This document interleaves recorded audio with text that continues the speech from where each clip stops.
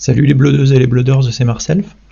Alors maintenant que la poussière elle est un petit peu retombée en blitz suite à la saison de skirmish là qui avait changé tout le paysage, toute la méta en blitz, on peut se réintéresser au format blitz.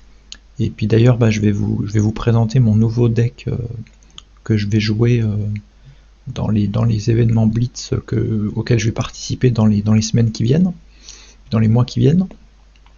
Moi je m'intéresse pas mal au blitz parce que c'est le format auquel on joue dans ma boutique. Alors c'est un format qui a plein de défauts, c'est un format qui est pas très compétitif. Pour les joueurs compétitifs, c'est pas le format idéal, hein. Les joueurs compétitifs ils vont s'orienter plutôt vers le CC. Il se trouve que dans ma communauté locale, on n'est pas encore prêt à tous jouer en CC. C'est pas forcément évident de demander aux joueurs de venir avec des decks CC. Le CC, ça a que des avantages par rapport au Blitz, mais le souci c'est qu'il faut les playsets pour jouer en CC, et puis surtout il faut plus de temps. Le CC ça fait des rondes beaucoup plus longues, donc ça fait des événements beaucoup plus longs. Donc on pourrait dire que le seul avantage du Blitz par rapport au CC, c'est que les parties sont plus rapides, et donc ça permet de faire des armories blitz plus rapides, parce que le blitz ça n'a pas que des avantages, c'est pas très compétitif, et puis c'est pas très facile d'accès aussi, parce que en blitz il va vous falloir les équipements légendaires, les équipements chers. Il va vous en termes de les decks sont chers en fait en blitz, hein. Donc la parade qu'on a trouvée dans ma communauté, dans ma boutique, pour essayer de remédier à ça, pour jouer en blitz sans qu'il y ait une trop grosse barrière à l'entrée, une barrière financière à l'entrée, c'est qu'on prête des cartes, hein, aux joueuses et aux joueurs qui n'en ont pas. Donc on leur prête les équipements, notamment, on leur prête les équipements légendaires. Donc en pratique, ça revient presque à rendre les équipements proxy. En fait, on va autoriser les proxys sur les équipements, parce que le fait qu'on les prête, en pratique, ça revient à la même chose à peu près que le fait que les équipements soient... on autorise les proxys sur les équipements. Alors ne le dites pas à LSS, hein. Pardon. Ne le dites pas à LSS, parce que c'est interdit de faire ça. Mais en pratique, le fait de prêter les cartes, ça revient à peu près au même. Et du coup, en autorisant comme ça l'accès aux équipements en blitz, on arrive à un format plus équilibré, moins dépendant de ce que les gens ont acheté, de l'investissement que les gens ont fait dans le jeu. Et donc ça équilibre un peu plus le format, parce que si vous n'avez pas les légendaires sur vos équipements en blitz, vous êtes quand même largement en dessous des decks méta, hein, des decks compétitifs en blitz. Alors moi j'adorerais pouvoir faire du commoner. Je pense que le commoner, au fur et à mesure que le jeu se développe, le commoner devient de plus en plus intéressant, surtout depuis qu'ils ont autorisé les rares sur les équipements et les armes. Donc j'adorerais pouvoir faire du commoner. Je pense que ce serait le bon format pour jouer dans un environnement pas compétitif, dans un environnement plutôt casu, avec des decks budget et avec des parties qui sont plus ou moins rapides, hein, mais quand même plus rapides qu'en CC, pour faire des rondes de 30 minutes. Donc mais clairement ma communauté elle n'est pas encore prête à jouer en commoner. Le problème du commoner, c'est que les gens qui ont investi, justement, hein, les gens qui ont investi dans les majestiques, dans les légendaires, si on leur dit venez jouer en commoner, ces gens-là ils vont peut-être être un peu moins motivés. Ça va peut-être pas être... les gens ils veulent quand même jouer dans les cartes, avec les cartes dans lesquelles ils ont investi. Et donc le commoner pour le moment n'a pas trouvé grâce aux yeux de ma communauté. Mais je désespère pas de pouvoir faire des événements un jour en commoner, qu'on découvre ça. Parce que le commoner, alors si on l'aborde de manière très compétitive, le commoner c'est peut-être pas terrible. Si tout le monde joue Ira contre le Dim, ça doit être un petit peu relou. mais si on l'aborde de manière un peu casu, un peu fun, je pense que le commoner ça peut être un très bon format. Mais en attendant, je vais vous parler de Blitz, puisqu'on va continuer à jouer en Blitz, et du coup moi je me fais des decks de Blitz. Si vous voulez du contenu sur des formats plus compétitifs, comme le CC, allez voir les autres chaînes et les autres créateurs de contenu francophones qui traitent du jeu plus compétitif, où là vous aurez du contenu sur le CC. Moi je m'intéresse plus au contenu casu, et puis au format casu, et c'est pour ça que je vous parle surtout de Blitz dans ces vidéos deck tech, quoi. Donc mon nouveau deck de Blitz, vu qu'il y a plein de héros qui sont passés Living Legend, moi j'ai décidé de partir sur Dorinthea Decimator en Blitz. J'aime beaucoup ce deck, j'aime beaucoup le gameplay de ce deck. Je vais vous le présenter dans un instant. Mais si on regarde ce qui reste en Blitz, il reste Dash, il reste Braillard, Dorinthea, Bravo, Rinard, Prisme V1, l'Empereur qui est sympa aussi, c'est le seul wizard en Blitz. Après ça, ouais, il y a Prisme V2 Dromaille, il y a des illusionnistes encore. Lévia ça peut être assez solide. Faille ça peut être le deck aggro aussi, un deck un peu aggro du format qui peut être pas mal. C'est peut-être moins fort actuellement que d'autres decks. Et puis après il reste Lexi, Vincent, Yoji. Bon, après on descend vite dans les trucs qui sont un peu moins méta. Mais dans les bons decks du Blitz, moi j'ai choisi Dorinthea là actuellement. J'ai laissé tomber Bravo, j'ai pas mal joué Bravo, et donc là je passe à autre chose, parce que Bravo j'en ai un petit peu fait le tour, j'ai l'impression là en Blitz. Mais par contre j'ai choisi un deck, donc j'ai choisi Dorinthea Decimator. Je vais vous montrer de quoi se compose ce deck. Mais alors dans l'esprit c'est un deck qui ressemble un peu à Bravo, parce que c'est très mid-range, c'est très je défends bien, et puis si je veux balancer la purée pour être bien aggro, puis mettre bien la pression à l'adversaire, c'est capable aussi de jouer d'être aggro. Enfin, c'est pas le meilleur deck pour être aggro, parce que vous jouez beaucoup de bleu, puis vous n'êtes pas forcément stable dans un jeu aggro, mais sur son deuxième cycle ou dans certains plays, c'est un deck qui est capable aussi d'envoyer beaucoup de dégâts. Donc c'est ça que j'aime bien en fait dans ce genre de deck, c'est un peu comme Bravo, c'est très polyvalent. Ça demande c'est capable de très bien défendre, et puis c'est capable aussi de pouvoir agresser. Donc le deck il est construit autour de Decimator Great Axe. Donc c'était la nouvelle hache à deux mains qui était sortie dans Dusk Till Dawn, que je trouve vraiment très très puissante comme carte. Ça tape à 4 pour 3 pour une bleue, vous pitchez une bleue, vous tapez à 4. Et la première fois que c'est défendu par une carte non équipement, vous divisez par 0 la valeur de base d'une carte en défense. Et vous arrondissez au supérieur, 3 devient 2, 2 devient 1. C'est fait pour empêcher les gens juste de se défendre avec une réaction de défense. Puisque si vous défendez juste avec une réaction de défense à 4, ça la fait passer à 2, donc c'est tout naze de défendre ça avec une réaction de défense, sauf si vous avez déjà mis une carte avant. Vous mettez une carte en défense, et ensuite vous avez votre action de défense qui défendra bien à 4. Mais l'idée de cette arme, c'est de demander 2 cartes à votre adversaire. Vous pitchez une bleue, et vous demandez 2 cartes à votre adversaire s'il ne veut pas se prendre de dégâts. Puisque c'est impossible, alors à moins d'un bloc, non, même les blocs 4 ça va être nul contre ça va être divisé par 2, c'est impossible je pense de défendre ça avec une seule carte. hors effet de prévention genre Oasis, ça va forcément demander 2 cartes à votre adversaire, et donc ça va fatiguer votre adversaire à terme.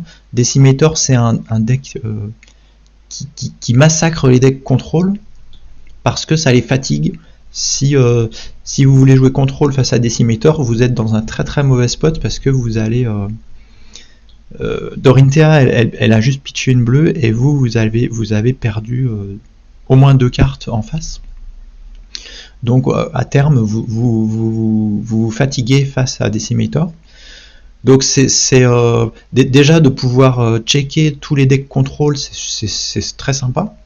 Vous vous faites pas chier contre les gardiens contrôle, contre Yoji, contre Briar contrôle. Je sais pas si en Blitz il y a des gens qui jouent Briar contrôle, ça peut être rigolo. Mais tous ces decks là, vous les mangez parce que vous les fatiguez très facilement. Et à côté de ça, donc vous avez des équipements qui défendent très bien. Vous avez les Breathforge Bracers. Breathforge Bracers, on va pas souvent utiliser la capacité, puisque ça vous demande du pitch. En général, on a mieux à faire de son pitch tunique que d'utiliser les Breathforge Bracers si vous voulez réattaquer une deuxième fois. Donc c'est surtout là pour la défense. Crown of Providence, c'est un truc de base. C'est un deck de toute façon qui joue toutes les génériques fortes. Ça respecte vraiment, c'est tous les fondamentaux du jeu. Donc parmi les fondamentaux du jeu, vous avez bien évidemment Crown of Providence, qui vous permet de recycler votre arsenal, ou de contrer un Command & Conquer. Enfin, et de contrer un Command & Conquer si c'est ce que vous voulez faire. C'est le meilleur casque à l'heure actuelle. Alors peut-être qu'il y aura des choses qui vont venir remplacer ça avec Heavy Hitters. Je vais pas parler des spoils de Heavy Hitters dans cette vidéo, mais en tout cas à l'heure actuelle, si on prend pas en compte Heavy Hitters, c'est Crown of Providence qui tient la corde, qui est le meilleur casque que vous pouvez jouer dans ce deck. Puisque Skullcap est pas mal, mais comme c'est un deck qui défend bien, vous allez Skullcap contre les decks aggro ils seront toujours en dessous de vos PV, donc Skullcap vous apporte rien du tout contre les decks aggro. Donc Skullcap va pas trop. Pour un deck qui défend bien, c'est pas évident de jouer Skullcap parce que vous aurez jamais le 2+1. Donc c'est tous les jours Crown of Providence. La tunique, alors la tunique c'est très très important. Alors c'est l'équipement qui défend le moins bien de ce deck, mais c'est très très important à avoir. La tunique, elle a une synergie avec plusieurs cartes du deck. Vous avez déjà les Brothers in Arms. Donc quand vous avez votre tunique chargée, vous pouvez défendre à 4 avec Brothers in Arms. D'ailleurs, du coup, Brothers in Arms, ça défendrait pas mal contre Decimator, puisque sa valeur de base est divisée par 2, et puis ça gagne plus 2, donc Brothers in Arms, ça défendrait à 3 contre Decimator, ce qui est pas trop mal. Donc Brothers in Arms, ça permet d'utiliser, de mettre à profit la ressource de la tunique, donc c'est très bien. J'en joue 2. On est un petit peu coincé si on pioche les 2 dans la même main, parce qu'on va vouloir en garder un pour pitcher, mais si on n'a pas la tunique chargée, le deuxième on peut pas défendre bien avec. Donc des fois on se retrouve un peu embêté à avoir les 2 dans la même main, mais c'est quand même rare, d'un point de vue proba, de piocher les 2, c'est quand même rare. Pour rentabiliser le pitch tunique, je trouve que c'est une bonne carte, et puis j'aime bien, je trouve que thématiquement la carte va bien dans l'esprit du deck. Et puis la deuxième carte qui synergise avec le pitch tunique, c'est évidemment le Steel Blade Shunt, puisque du coup en réaction vous défendez à 4 en ayant utilisé la ressource de la tunique, et vous mettez un dégât à votre adversaire si celui-ci vous a attaqué avec son arme. Donc super carte pour bien défendre. Alors là c'est pareil, des fois quand on pioche les 2 on se retrouve un peu coincé. mais sinon c'est une très très bonne carte à pitcher en début de partie, à jouer quand vous avez votre tunique chargée, et puis en fin de partie ça peut aussi ça oblige votre adversaire à pas se mettre à 1 et vous attaquer avec son arme, donc ça le menace aussi en fin de partie. C'est un peu comme Reckless Swing dans les brutes, hein. Contre brut on n'a pas le droit de se mettre à 2 en fin de partie parce qu'on va mourir sur Reckless Swing, et ben là c'est pareil, vous n'avez pas le droit de vous mettre à 1 et d'attaquer avec votre arme contre Warrior, donc d'avoir cette menace dans le deck c'est toujours très, très intéressant je trouve. Surtout contre Decimator, parce que Decimator les decks aggro ils vont avoir envie de se mettre à 1 et donc ça les empêche de le faire, donc il faudra que votre adversaire défende encore plus en fin de partie et se fatigue encore plus vite en fin de partie contre Steel Blanchard. Alors en side il y a les Oasis, donc je suis toujours à parler des cartes qui vont bien avec la tunique, hein. Donc les Oasis je les ai pas mis en main deck parce que je trouve qu'ils sont vraiment intéressants contre Braillard, hein, contre Rosetta. D'ailleurs il n'y a peut-être pas que Braillard qui joue Rosetta, il y a peut-être Vincent aussi, mais contre Rosetta c'est très bien pour pouvoir bien défendre contre Rosetta, et puis contre Empereur, hein, aussi contre Sorcier, ça de pouvoir prévenir les 4 dégâts d'une source d'arcane, c'est très très bien. Alors il y a plus beaucoup de sorciers en blitz, hein, mais je pense que la carte a toujours sa place en side pour Rosetta et pour l'Empereur. Mais je l'avais pas en main deck parce que c'est une rouge, j'ai déjà beaucoup de rouge en main deck, hein. Vous avez vu que j'en avais j'ai 18 rouges pour 22 bleus. Donc vous allez me dire il y a peut-être un peu trop de rouge, je risque de piocher des mains un peu trop rouges avec ce deck. On verra qu'il y a quand même des parades. Il y a quand même des parades à ça dans le deck. Mais du coup Oasis je le mets pas main deck. Parce que l'idée c'est que on utilise la ressource de la tunique sur Brothers in Arms et sur Steel Blade Shunt, mais on peut aussi l'utiliser de manière très très intéressante sur Warriors Valor. Donc ça c'est une tech, c'est un play que j'avais pas forcément en tête quand j'ai monté le deck. Bêtement je me disais ah bah ouais, Warriors Valor c'est cool, ça coûte 1, je vais pouvoir utiliser le pitch de la tunique pour le payer et puis attaquer avec une bleue, mais en fait faut surtout pas faire ça.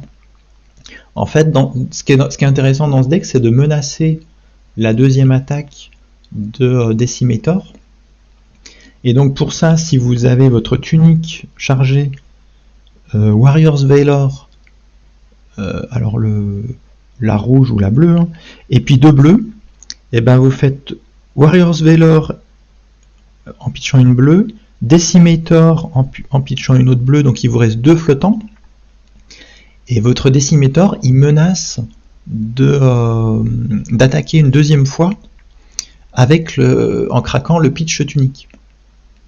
Mais c'est super intéressant de menacer la deuxième attaque de Decimator avec le pitch de la tunique, et sans forcément le craquer. C'est-à-dire que si votre adversaire full block, et ben là vous gardez votre pitch tunique, puis vous avez fini votre tour, mais vous avez obligé votre adversaire à vous donner un Decimator à 7. Votre adversaire il est obligé de vous donner au moins 3 cartes. Ou 2 cartes et un équipement, mais en tout cas il est obligé de vous donner pas mal de cartes, et vous avez gardé votre pitch tunique qui vous servira pour autre chose au prochain tour, quoi. Ou pour vous défendre avec Brothers in Arms ou Steel Blade Shunt. Mais du coup d'avoir la tunique chargée, ça représente une menace sur Warriors Valor, et je trouve ça très très très très fort pour mettre votre adversaire dans un spot où où il n'y a pas de bon choix en fait. S'il full block, ben son tour elle va être beaucoup moins bon. Et puis s'il bloque pas, ben, vous le réattaquez avec Decimator et là vous lui faites bien baisser ses points de vie. Donc c'est vraiment sympa là, Warriors Valor, ça va vraiment vachement bien avec le deck. De pouvoir menacer la deuxième attaque de Decimator, quoi.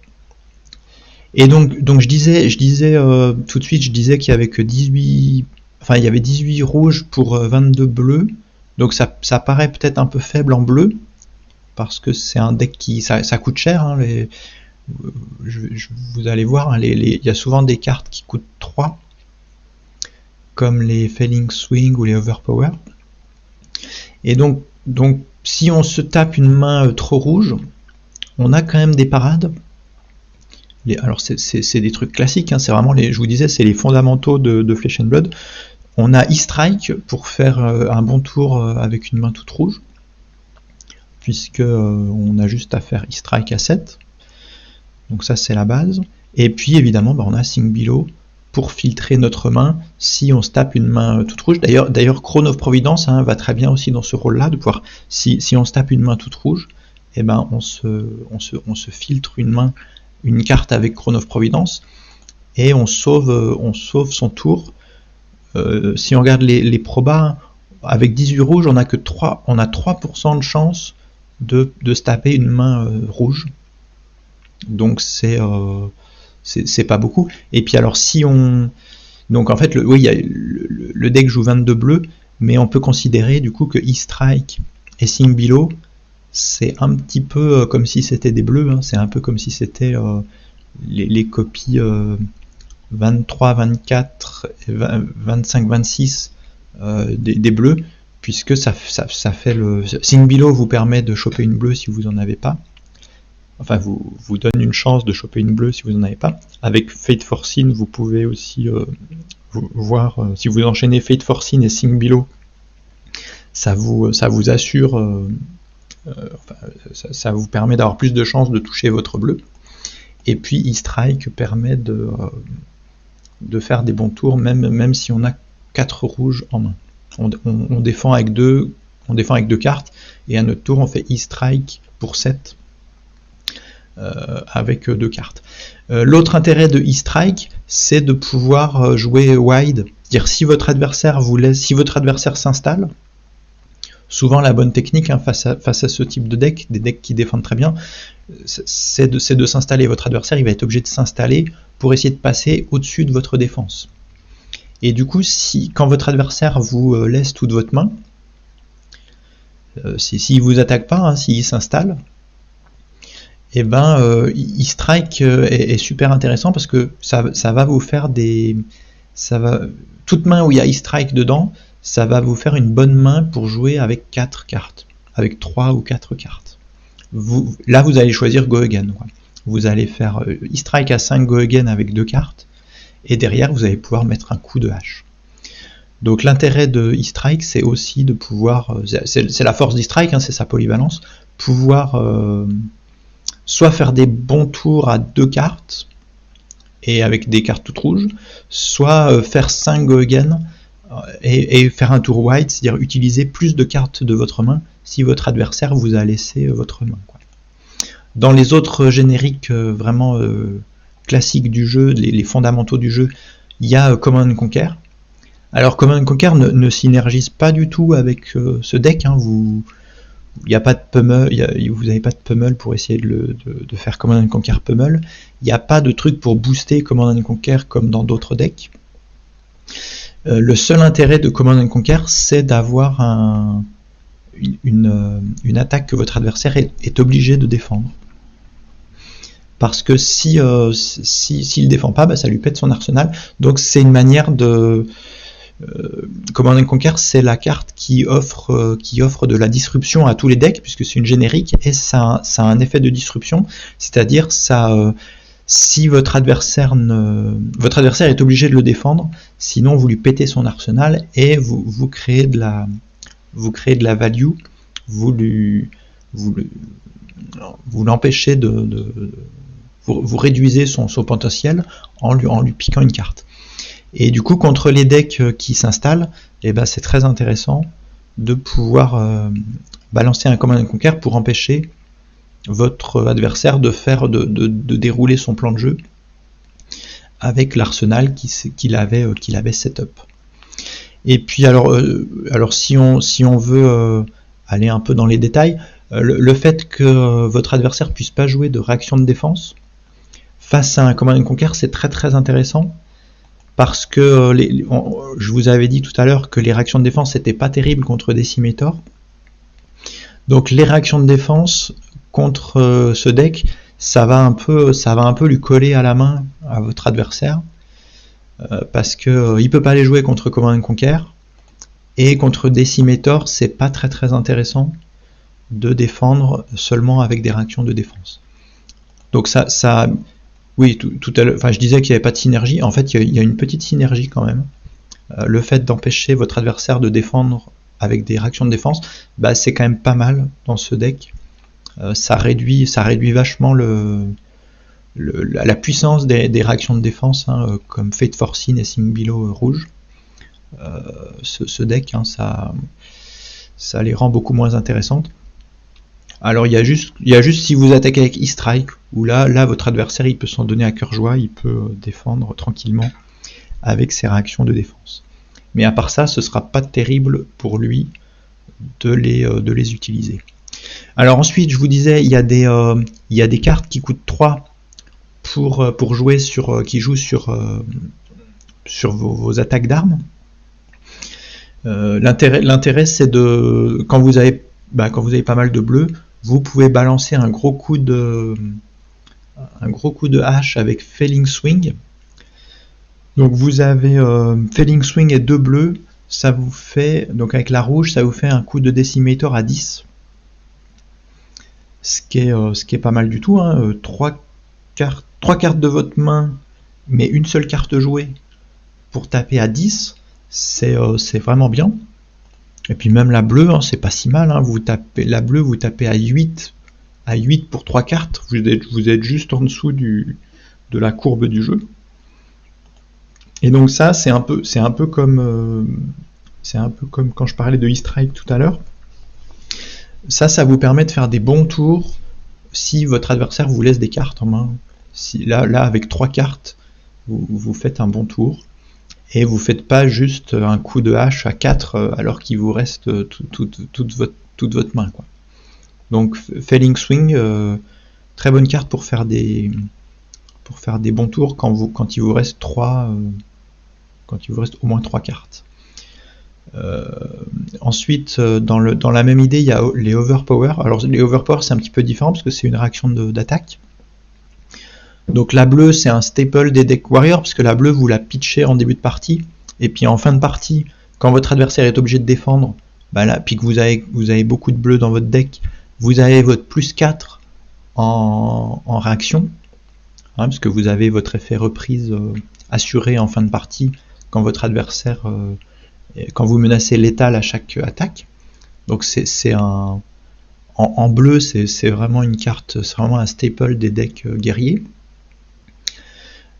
Et puis alors en rouge, alors vous allez me dire la rouge c'est un petit peu gourmand parce que c'est une rouge qui coûte 3 et qui est vraiment forte seulement si elle a son effet reprise, hein, seulement si votre adversaire a défendu de sa main.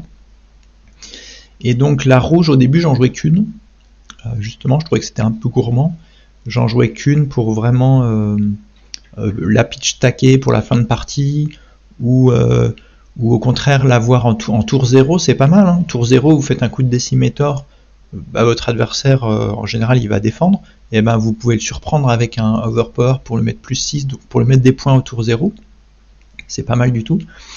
Et du coup en jouant je me suis rendu compte qu'il fallait les deux, Overpower rouges. Si jamais on défend avec, ben c'est bien d'avoir la deuxième pour la fin de partie. Contre certains decks, ça va être très très utile de menacer ça. Si vous jouez contre les mauvais match-up de ce deck, je pense que c'est Illusionniste.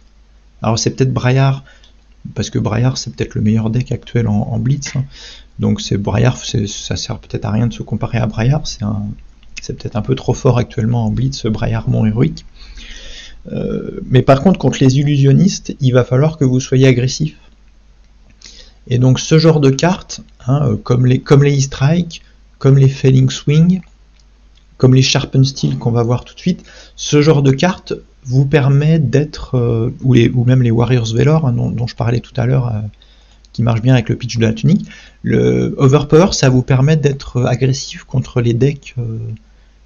Les illusionnistes, vous n'avez pas le droit de les laisser s'installer. Il vous faut obligatoirement, sinon ils vont vous grignoter petit à petit et vous pourrez rien faire. Donc les illusionnistes, il faut être le plus agressif possible. Et Overpower rouge, ça fait partie des cartes qui peuvent vous aider à être agressif. Même si, alors dans le pire des cas, ça fait que plus 4, mais ça peut quand même vous tirer d'affaire de menacer un plus 4 pour mettre dans le mal les illusionnistes. Sharpen Steel, donc c'est très très bien parce que ça coûte 0, puis vous faites votre déciméteur à 7, donc c'est pareil, pour être agressif c'est très très bien. Je joue qu'une bleue parce que je trouve que c'est pas la meilleure bleue, et puis j'ai mes 22 bleus. Je trouve que ce deck là tourne à 22 bleus, avec les précautions que je vous disais tout à l'heure, les cartes qui vous permettent de filtrer vos mains. Donc la 23e bleue, c'est le deuxième Sharpen Steel bleu que j'ai pas besoin de mettre là. Sigil, ça c'est la base, ça vous permet de regagner des points de vie, donc c'est très très fort. C'est très très fort en tour 0. C'est très très fort contre les decks qui font des petites attaques comme les ninjas. Et puis c'est très très fort à caler dans l'arsenal pour contrer un Command and Conquer ou un empereur qui voulait vous tuer avec ses bottes. Ça fait partie, comme je vous disais, ça fait partie des fondamentaux de Flesh and Blood dans les decks un peu défensifs, un peu mid-range.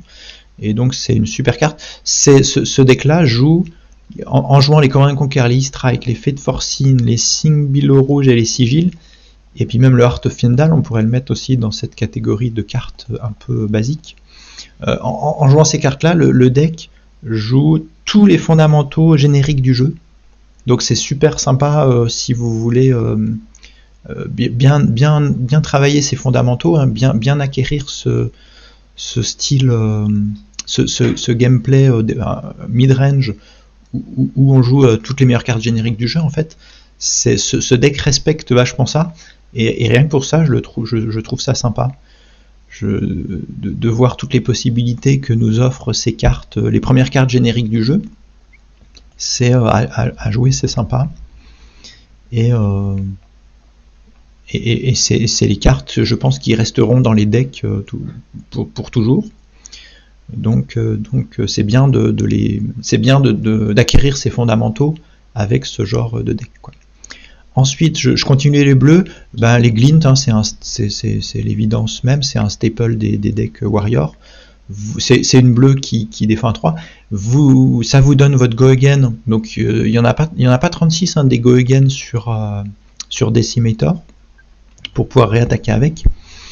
Glint, alors dans ce deck, je ne sais pas si vous aurez souvent l'effet reprise, parce qu'il faut que votre adversaire défende de sa main pour que vous puissiez piocher une carte, et puis du coup c'est pas évident, parce que si vous voulez piocher une carte et puis réattaquer avec Decimator, il faut que votre adversaire ait défendu de sa main, et en même temps il faut que Decimator touche. Donc Glint, ça se met dans tous les decks Warrior, mais c'est peut-être pas dans ce deck que c'est sa meilleure place. Mais en tout cas vous avez votre Go Again pour pouvoir éventuellement réattaquer avec Decimator. Sinon Glint, ça va être pitch, et puis en fin de partie vous aurez votre pioche, puisque votre adversaire sera obligé de défendre vos attaques. Alors j'ai mis le Heart of Fyendal, c'est un petit peu bling bling, vous n'êtes pas obligé de jouer ça, c'est pas du tout indispensable au deck. D'ailleurs après faudra que je vous montre, oui, il faut pas que j'oublie ça, faudra que je vous montre la version commoner du deck, qui marche très très bien aussi en commoner, et qui le deck change pas, en fait, le fonctionnement du deck, tout est basé sur Decimator.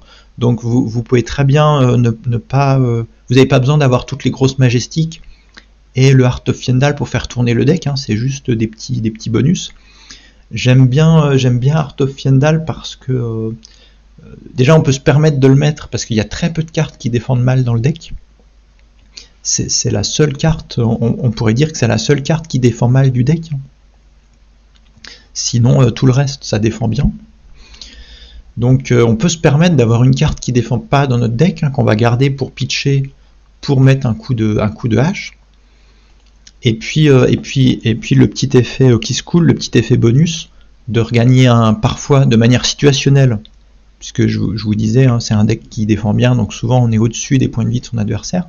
Mais si jamais vous anticipez bien vos actions, si jamais vous anticipez bien comment vous encaissez le tour adverse et ce que vous faites à votre tour, vous pouvez très bien regagner un point de vie avec Art, et ça vous fait une petite value en plus qui est pas négligeable, surtout en blitz, hein, c'est pas négligeable de regagner un point de vie en blitz. Et puis alors je parle pas des match-up où éventuellement vous pouvez voir plusieurs fois votre Art parce que vous allez le cycler et puis du coup regagner plus d'un point de vie. Ça c'est encore plus situationnel, c'est peut-être plus trop le cas en blitz actuellement, dans le format blitz actuel. Il y a plus des decks comme Ira qui vous emmènent, qui sont très très forts. Ira elle était très très forte en late game, hein, pour vous fatiguer, et donc si vous vouliez battre Ira en blitz à l'époque, c'était quasiment obligatoire d'avoir le Heart of Fyendal pour pas se faire Kodachi lock, comme on disait. C'est-à-dire pour vous regagner un point de vie, ça vous permet de ne pas avoir à défendre un des Kodachi, le premier Kodachi d'Ira à chaque tour, et c'était une condition nécessaire pour essayer de ne pas perdre contre Ira.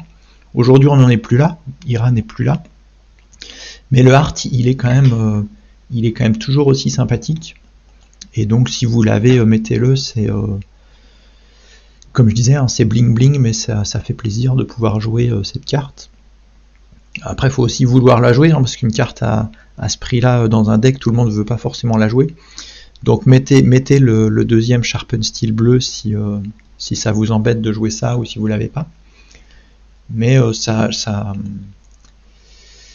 le principe des fables, hein, c'est des cartes optionnelles, mais qui peuvent de manière situationnelle vous apporter un petit quelque chose, et qui sont emblématiques quand même du jeu, quoi. Hit and Run, c'est juste pour avoir un go again non conditionnel, c'est pas forcément top dans ce deck, hein. On va souvent la pitcher ou bloquer avec cette carte. Le fait d'avoir un go again non conditionnel, ça pourrait permettre de faire par exemple un coup de Decimator, et puis derrière on fait E-Strike à 7. C'est mieux que de faire E-Strike à 5 et puis Decimator.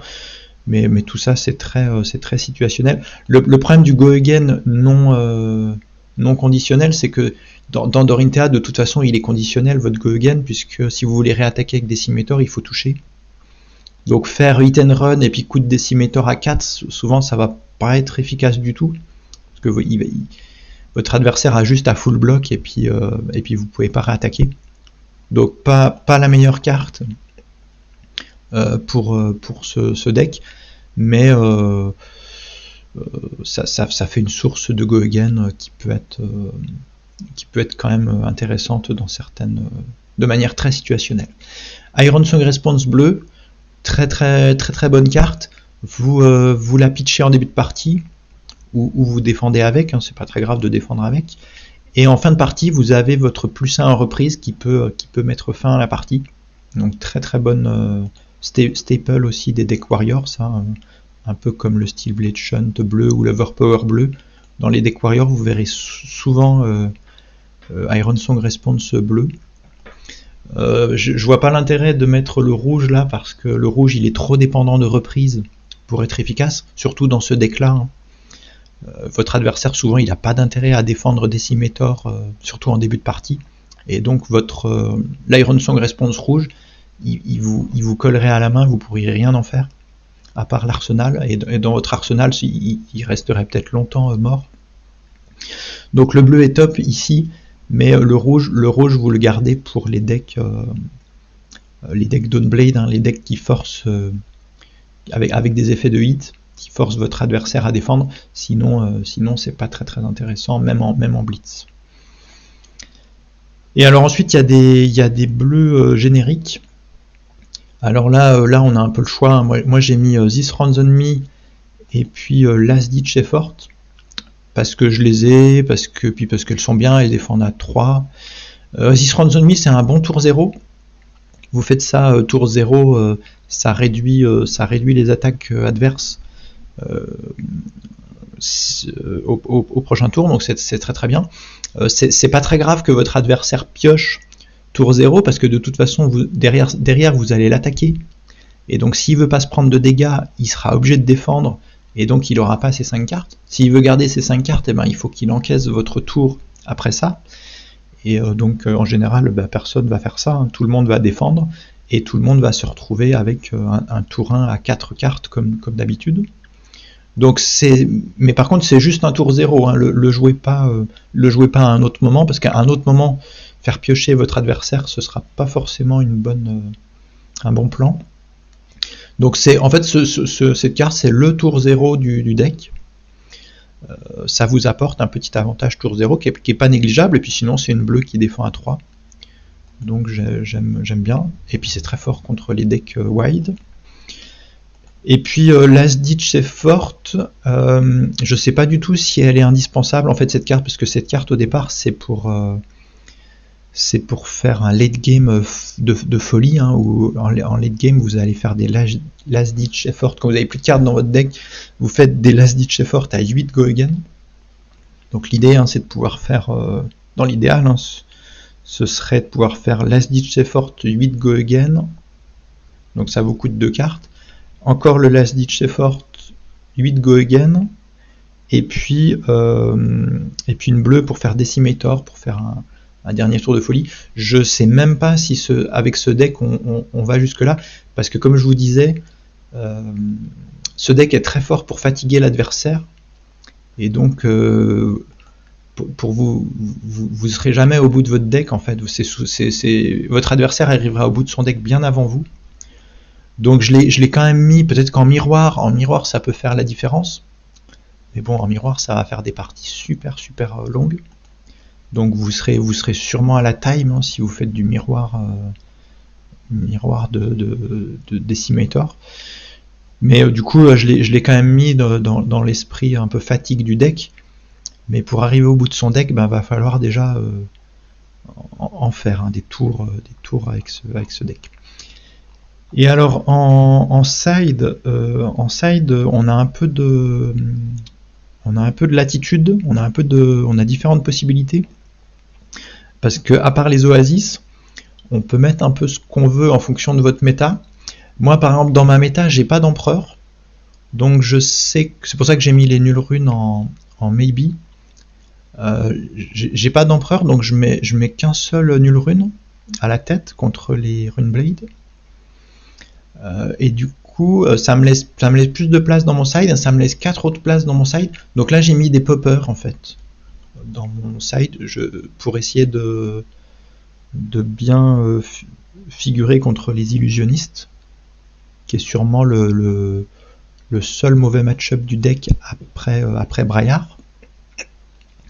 Et donc contre les illusionnistes, j'ai mis 4 poppers, j'ai mis les Humble et puis les Erase Face. Pourquoi cela ? En fait c'est des poppers qui peuvent avoir un intérêt contre certains decks. Hein, Erase Face, contre Braillard par exemple. Erase Face c'est pas mal contre Braillard, parce que elle peut plus maintenir ses channels Monteroic, vu que les cartes qu'elle pitch sont plus Earth, si elle s'est pris le Erase Face.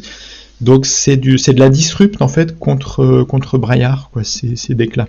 Et Humble est pas mal aussi, parce que Humble vire la capacité du héros adverse pendant son prochain tour, si ça touche. Donc c'est pareil, un Braillard, elle fait pas son Embodiment of Lightning, donc puis elle fait pas son Embodiment of Earth non plus. Donc c'est très très bien, ça peut être sympa contre certains decks, hein, d'avoir, c'est un peu des cartes à double utilité, soit c'est des poppers contre illusionnistes, soit c'est des attaques qui disruptent certains decks, que certains decks soient obligés de défendre, et donc ça oblige votre adversaire à défendre, contrairement à un coup de Decimator que votre adversaire peut facilement encaisser en début de partie. Mais bon, je me suis permis de faire ça parce que j'ai pas d'empereur dans ma communauté. Mais si j'avais un empereur, je serais obligé de retirer, deux de ces poppers pour mettre les 2 nuls runes, pour être à AB3 face à l'empereur, parce que si vous n'avez pas AB3 contre l'empereur, je pense que c'est très très mal engagé contre l'empereur. Donc voilà pour la decklist.